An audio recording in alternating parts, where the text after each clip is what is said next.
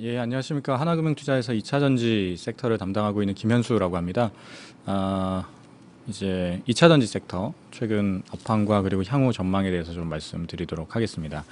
그 제목이 이제 의견과 사실인데요. 이제 의견은 이익에 대한 것이고요. 이제 사실은 현금에 대한 것입니다. 그러니까 즉 이제 많은 의견들이 있죠. 그러니까 이익이 성장할 거다라는 수많은 의견들이 있고 실제 그런 부분들을 반영해서 주가가 굉장히 많이 올랐습니다. 지난번 하반기 전망 때도 주가가 좀 조정이 있었지만 그래도 이제 이익 성장률이 담보되기 때문에 계속 가자라고 말씀을 드렸던 바가 있는데 이제 그 위에도 최근에도 계속 좋습니다. 근데 이제 여기에서 이제 봐야 될 부분은 이제 사실 즉 이제 현금에 대한 부분이라고 보고 있습니다. 그러니까 향후에 이런 이제 가파른 이익 증가가 예상되는 상황에서 이 부분에 대한 신뢰도는 현금의 밀도, 즉 이제 사실의 밀도에 비례하기 때문에 향후에 이러한 그 이익을 얻기 위해서 어느 정도의 현금 흐름이 지금 갖춰져 있는지를 좀 봐야 되는 시기라고 보고 있습니다. 그래서 그 부분에 대해서 좀 말씀을 드리면요. 일단 어느 정도로 시장이 커갈 것이냐 먼저 볼 필요가 있습니다. 이제 이 페이지에 써둔 것처럼 향후 5년간 이 배터리 서플라이 체인의 시장은 연평균 약 30% 정도의 성장이 예상이 됩니다.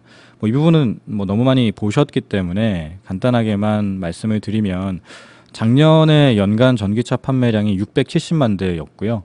이에 따른 셀 출하량이 약 406기가 정도 발생했습니다. 향후에 전기차 시장이 2026년 기준으로 약 2,500만 대 정도까지 성장할 것으로 예상이 되고요.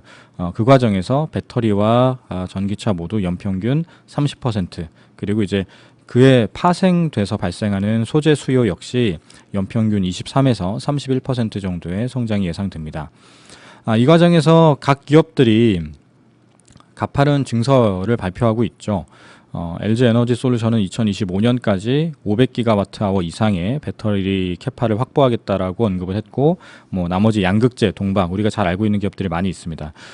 이들이 발표해 놓은 캐파를 방금 보여드렸던 시장 규모와 비교를 해서 그 캐파가 실제 해당 시장 내에서 몇 퍼센트의 시장 점유율을 가져갈 것이냐를 계산을 해보면 LG 에너지 솔루션이 약 44%, SDI는 16%, 그리고 기타 소재 기업들은 평균적으로 한 10에서 20% 정도의 시장 점유율을 확보해 나갈 것으로 예상이 됩니다. 그래서 전반적으로 비슷한 한 10에서 20% 정도의 시장 점유율을 각 소재 기업들과 셀메이커들이 목표로 하고 있는 것인데요. 좀 이제 에너지 솔루션은 좀 많이 튀죠. 40% 이상의 점유율까지 올라오기 때문에 그만큼 굉장히 가파른 증설을 계획하고 있다라고 볼 수가 있는데요. 그만큼 시장 지배력을 이제 높은 수준에서 확보해 나갈 가능성이 높다라는 의미로도 해석이 가능하고, 반대로는 그만큼 이제 셀메이커 시장, 즉 배터리 셀 시장은 빠르게 공급 과잉이 될 수 있다라는 우려가 있다라는 의미로도 해석이 가능합니다. 그래서 이 부분은 향후에 얼만큼 전방 시장이 빠르게 커나갈 것이냐 여부가 이제 중요한 상황이고요. 그래서 일단 지금 드리고자 하는 내용은 말씀드리고자 하는 내용은 이들이 이 정도의 캐파를 확보해 나가겠다라고 하는데 현금이 어느 정도 갖춰져 있느냐, 그리고 향후에 현금 흐름이 잘 갖춰질 것이냐를 보기 위함이라 그 부분에 좀 포커스를 맞춰서 말씀을 드리면, 일단 어느 정도의 현금이 필요하냐를 먼저 봐야 되는데요. 아까 말씀드린 2025년 기준으로 예상되는 배터리 수요를 감당하려면 배터리 셀 쪽에서는 약 33에서 46조 원 정도의 투자가 필요하고요. 양극재는 한 5조에서 7조, 음극재는 한 9조에서 13조, 그리고 전액은 약 2조 조금 안 되는 수준, 분리막도 10조 내외, 동박은 한 5조 내외의 투자가 필요합니다. 그래서 이걸 이제 다 합치면 대략 한 80조 원 가까운 수준의 이제 투자가 향후 3년간 필요하게 되고요. 레인지를 보면 한 60조에서 86조 원 정도의 투자가 향후 3년간 글로벌 배터리 서플라이 체인에서 시설 투자에 활용이 될 것으로 예상이 됩니다. 그러면 이제 각 기업들이 어느 정도의 현금성 자산을 확보하고 있는지 먼저 볼 필요가 있는데요. 지금 먼저 셀메이커부터 보면 향후 3년간 예상되는 누적 예상 투자 금액을 먼저 좀 보면요. 네. 그 에너지 솔루션이 25년까지 대략 한 500기가를 목표로 하고 있기 때문에 대략 한 20조 이상의 캐펙스가 필요합니다. SDI는 25년 목표치를 제시하고 있지는 않습니다만 대략 한 7조 이상의 투자가 필요하고요. 근데 지금 이들이 갖고 있는 현금성 자산이 향후에 예상되는 투자 금액 대비해서 뭐 에너지 솔루션은 한 50%가 조금 안 되고요. SDI는 한 30%대 정도를 갖추어 놓고 있습니다. 뭐 양극재 기업들은 평균적으로 한 50에서 60%대, 동박 기업들도 그 정도를 보이는데, 그러니까 향후에 예상되는 3년간의 누적 투자 금액 대비 현재 갖고 있는 현금성 자산은 보통 한 절반 정도 된다라는 것이고요. 근데 이제 중요한 것은 향후에 이제 예상되는 영업활동 현금 흐름이죠. 당연히 향후에 3년간 예상되는 투자 금액을 지금 갖고 있는 현금 가지고 다 충당한다라는 것은 불가능하고요. 이제 3년간 예상되는 영업활동 현금 흐름이 중요한데, 그래서 계산을 한 건 지금 갖고 있는 현금성 자산 외에 추가적으로 필요한 현금성 자산과 그리고 이제 향후에 예상되는 누적 영업활동 현금 흐름을 비교를 해서 이게 만약에 이제 추가적으로 필요한 현금성 자산이 더 많다라고 하면은 지금 이제 캐펙스 계획이 좀 차질을 빚을 수 있다라는 것이라 그 부분을 좀 봤는데요. 다행히 대부분의 기업들이 영업활동 현금 흐름이 필요 현금을 상회하거나 혹은 거의 딱 맞는 수준입니다. LG 에너지 솔루션이 딱 맞고요. SDI는 한 2배 정도 됩니다. 솔루스도 거의 3배 정도 되고요. 그래서 다행히 지금 저희가 이제 커버하고 있는 기업들 대부분은 향후에 영업활동 현금 흐름이 추가적으로 필요한 현금을 상회하거나 혹은 거의 딱 맞는 수준이라 지금 계획해 놓은 증설을 이제 계획대로 진행하는데 크게 무리는 없을 것으로 보고 있습니다.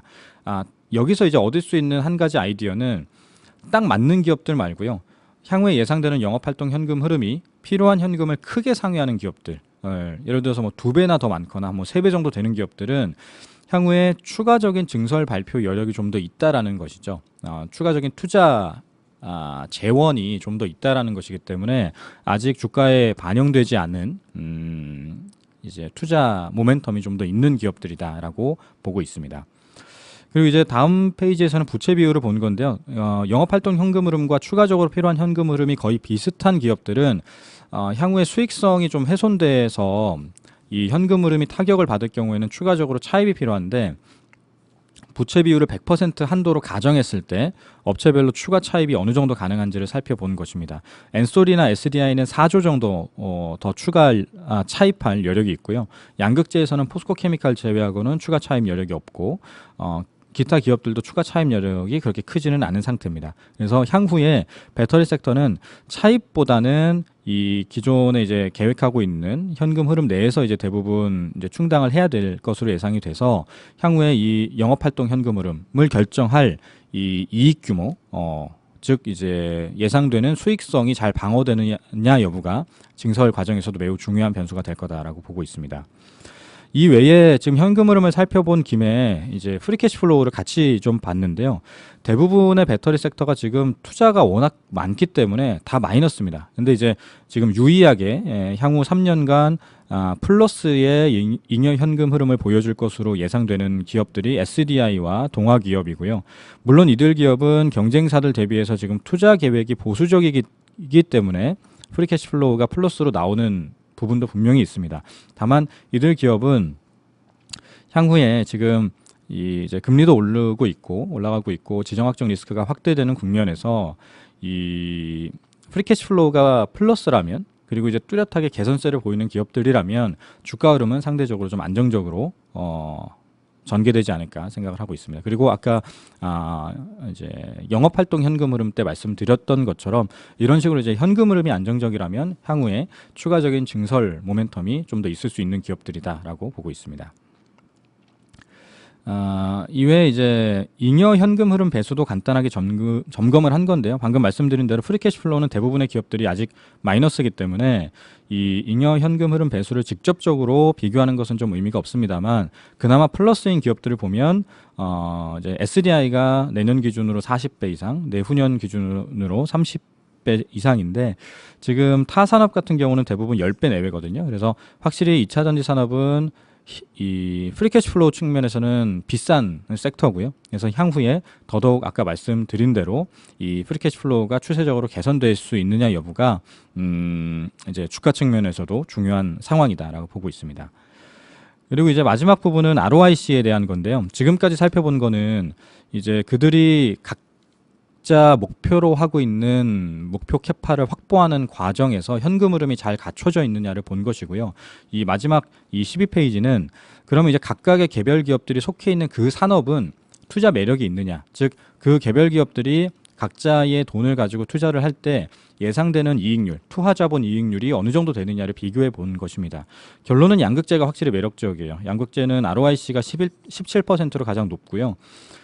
그럴 수 있는 이유는 예상 영업이익률은 4에서 8% 정도로 좀 낮습니다만 1기가와트아워의 배터리에서 발생하는 양극재 매출 규모가 매우 큽니다. 그러니까 단위당 ASP가 다른 산업 대비해서 매우 높고요. 그 덕분에 ROIC가 평균적으로 10% 후반 정도의 수준을 보여주고 있습니다. 그 다음이 전액이고요. 전액은 영업이익률이 낮습니다만, 그리고 이제 ASP도 그렇게 높지 않습니다만, ROIC가 높을 수 있는 이유는 투자 규모가 매우 적습니다. 양극재나 동박 대비 똑같은 단위에서 필요한 캐펙스가 약 5분의 1밖에 안 되거든요. 그래서 분모가 작아지는 거죠. ROIC의 분모 값이. 그래서 ROIC 결과값이 굉장히 높게 나오고요. 그 다음 순위가 동박, 그리고 그 다음이 셀, 그 다음이 음극재입니다. 그래서 이 산업 자체의 투하자본 이익률 기준 매력도를 보면 양극재가 제일 좋고요. 그 다음이 전액, 동박, 그 다음이 배터리 셀이라 이 배터리 셀 쪽은 확실히 ROIC 관점에서는 그렇게 매력적인 산업은 아닙니다. 그게 지금까지 주가 추이에서도 실제 나타났다라고 보거든요. 지금 소재가 주가가 굉장히 강하죠. 그래서 향후에 이제 투자 판단을 하실 때도 좀 이게 배터리 섹터를 보실 때는 아무래도 이제 소재 쪽이 조금 더 그 아웃퍼폼 할 것이라고 좀 염두에 두시고 대응하시는 것이 적절하다라고 보고 있습니다. 그래서 13페이지는 지금까지 말씀드린 현금 흐름과 그리고 부채 비율 그리고 ROIC를 모두 비교했을 때 이제 어디가 제일 좀 높은 점수를 얻느냐를 비교한 것이고요. 현금 흐름과 ROIC 관점에서 가장 높은 매력을 가진 기업은 삼성 SDI와 동아기업이고요. 그리고 이제 현금 흐름 개선세 자체가 가파르다라는 점은 또 이제 매력적인 부분인데 그 관점에서 LG 에너지 솔루션과 에코프로 BM도 차선호주로 제시를 하겠습니다. 그래서 이제 삼성 SDI는 지금 증설에 필요한 현금 7.3조 원인데 현재 현금성 자산 2.3조 원과 향후 3년간 예상되는 영업활동 현금 흐름 10조 원을 감안을 해보면 충분히 증설 목표 다 달성 가능하다라고 보고요. 그리고 잉여 현금 흐름도 플러스이기 때문에 추가적인 증설 모멘텀이 좀 더 있을 수 있다라고 봐서 SDI 탑픽으로 말씀을 드리고요. 동아기업도 마찬가지입니다. 지금 현금성 자산 자체가 향후에 필요한 캐파를 충분히 충당하고도 남습니다. 거기에다가 이제 잉여 현금 흐름도 플러스이기 때문에 동아기업도 탑픽으로 말씀드리겠습니다. 네, 잘 들어주셔서 감사드리고요. 이제 오후 시간에 다음 섹터 또 진행하도록 하겠습니다. 들어주셔서 감사합니다.